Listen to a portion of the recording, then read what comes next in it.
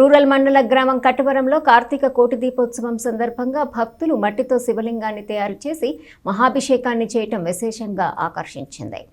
కార్తీక మాసం చివరి సోమవారం రూరల్ మండల గ్రామం కట్టవరంలోని బీసీ కాలనీలో గల శ్రీ దుర్గా మల్లేశ్వర స్వామి ఆలయంలో శివలింగాకృతిలో కోటి ఒత్తులతో దీపోత్సవం నిర్వహించారు. భక్తులు మట్టితో శివలింగాకారాన్ని తయారు చేశారు.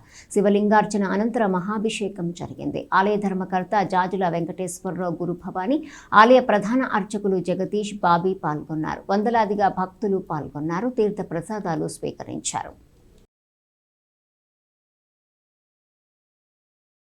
ఓం శ్రీ గురుభ్యో నమః. శ్రీమాత్రే నమః.